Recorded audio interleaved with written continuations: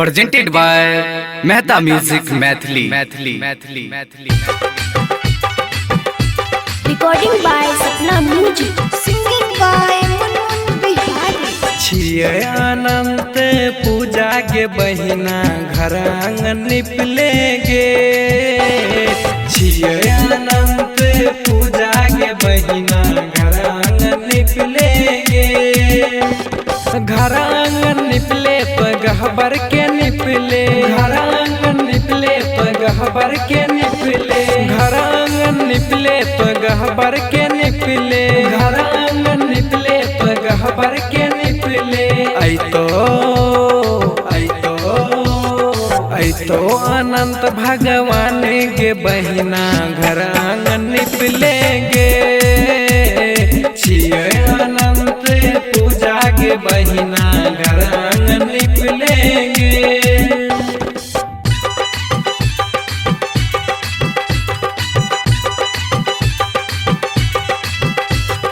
Music by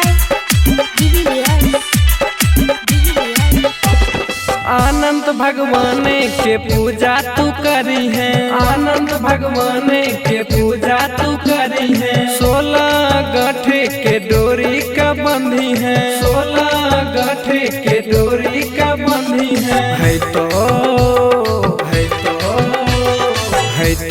हर कल्याण के बहिना घर आंगन निपलेगे।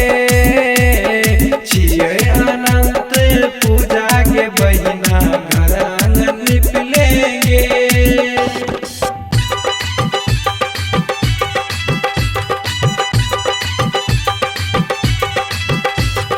Music by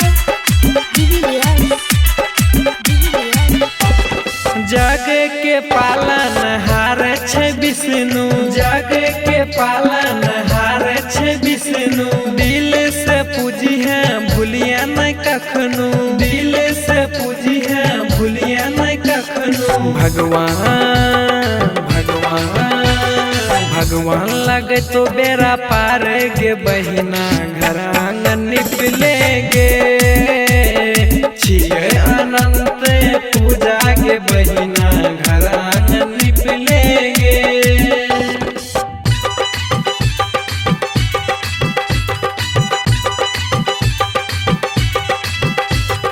Music by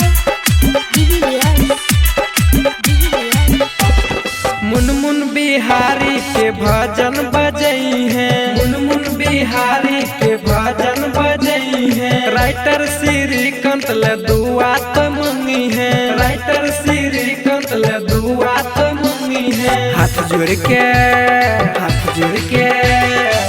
जोड़ के करिए प्रणाम गे बहिना घर आंगन निपलेगे।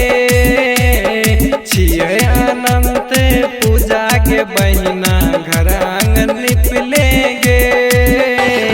छिए अनंत